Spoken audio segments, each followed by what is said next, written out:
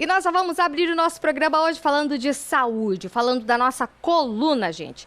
A coluna é tão importante que ganhou até um dia exclusivo para ela, viu? Hoje, dia 16 de outubro, é comemorado o Dia da Coluna. E para a gente aprender direitinho a cuidar dessa parte fundamental do nosso corpo, hoje eu recebo o fisioterapeuta Fabrício Crescêncio. Boa tarde, Fabrício, tudo bem contigo? Boa tarde, Patrícia. Excelente, uma ótima segunda-feira a todos aí. E vamos falar de coluna, né? Isso. Tão importante que ganhou um dia de conscientização. Ganhou um dia e também é uma das campeãs de reclamações, viu? Por que muitas pessoas, praticamente todo mundo, uma vez ou outra, ai, que dor na coluna. Por que isso acontece, Fabrício?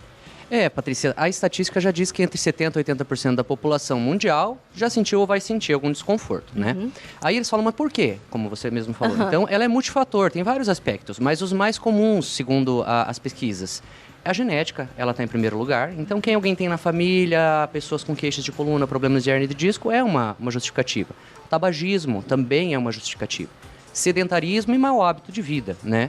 Então, isso é as principais causas. Claro, cada um pode desenvolver doenças diferentes, né? Tá, mas vamos falar assim, dores nas costas, vamos dizer assim, já indica problema na coluna, propriamente na coluna vertebral mesmo, ou não, nem sempre? Sim, geralmente sim, porque o corpo tem um sinal, ele tá te dando um sinal, isso é um sensor, avisando, Patrícia, doeu, eu tô precisando de ajuda, é como uma máquina, como um carro que acendeu uma luz no painel e tá dizendo, me leve à oficina, alguma coisa tá errado, tem que ser investigado. Então a dor, ela tá avisando você que algo não está certo, que tem uma falha no funcionamento da coluna. E quais são os principais tipos de probleminhas, assim, na coluna que você, como fisioterapeuta, acaba tendo, por exemplo, lá na sua clínica?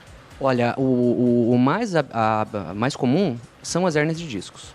O que é hérnia de disco, Fabrício? A hérnia de disco é quando o disco da coluna, que é uma peça que amortece o impacto, que gera mobilidade para a nossa coluna, falha, que a parede dele falha, ele tem um núcleo dentro gelatinoso e isso acaba se rompendo, essa parede, lentamente ela vai se gerando, como se você pensasse num chicletezinho de babalu, que quando você aperta o recheio está saindo. Então, uma forma muito comparativa da gente explicar, né? Então, isso aí vai tocar em raiz nervosa, vai tocar em ligamento, músculo e vai gerar dores. Então, nem sempre a dor é dor muscular.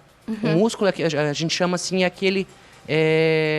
o pau mandado da coisa. Ele é o último, ele só vai avisar, estragou aqui, né? Porque tem centros acima dele, que são os nervos, que podem já estar avisando, estou com um problema aqui. Aí você vai ter uma dor muscular, mas na verdade já está acontecendo outras coisas por trás disso. E quando, por exemplo, ali pegando o exemplo do babalu, quando aquele recheio sai, não volta mais? Como que é?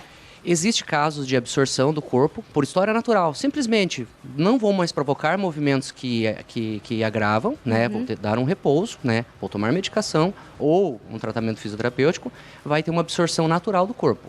Em outros casos, às vezes não, né?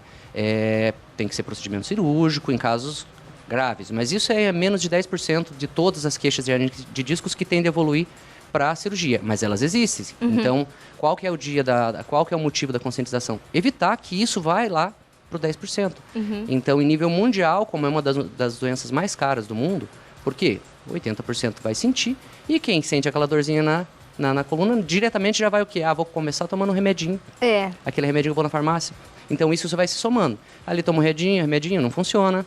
Aí ele vai para o médico, já demorou muito tempo, porque o tempo é o importante para a coluna. A gente não pode deixar a dor evoluir. A gente chama de encardir. Você não pode deixar uma sujeira no teu chão 6 meses. Ela vai ser mais difícil de limpar do que se a de ontem. Então, aquele sinal de dor é importante você interpretar e buscar um profissional capacitado, especializado, que tenha precisão no diagnóstico. Assim, você não vai ter a dor crônica no futuro, que é a grande parte da população com problemas iniciais de coluna desenvolvem no futuro.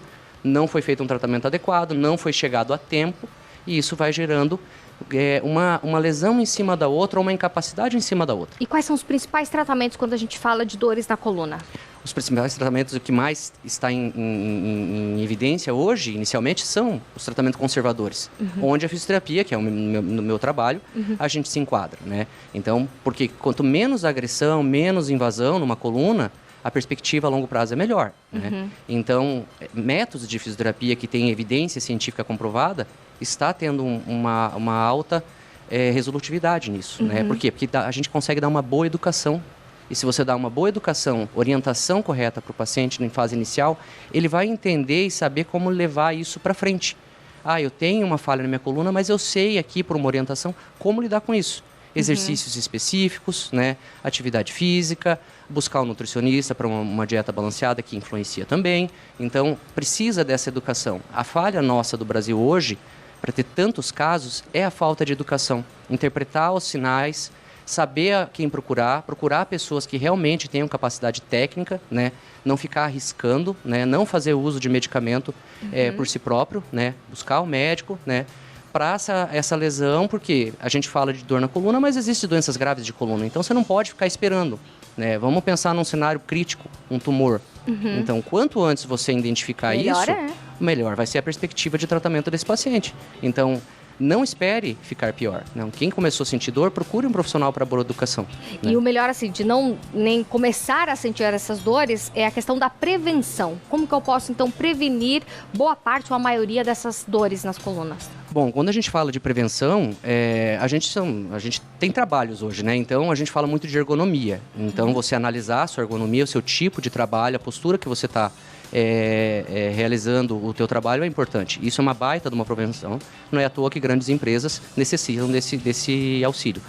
Após isso, hábitos de vida saudáveis, né, Patrícia? Então, a gente pensa em boa alimentação, prática de atividade física, né? Ter a mente também em paz de espírito, vamos se dizer, porque isso tudo influencia. Como a gente fala, a dor é multifator, a coluna, ela é uma peça única só, mas ela sofre muito porque a gente usa ela demais e às vezes usa ela de forma inadequada.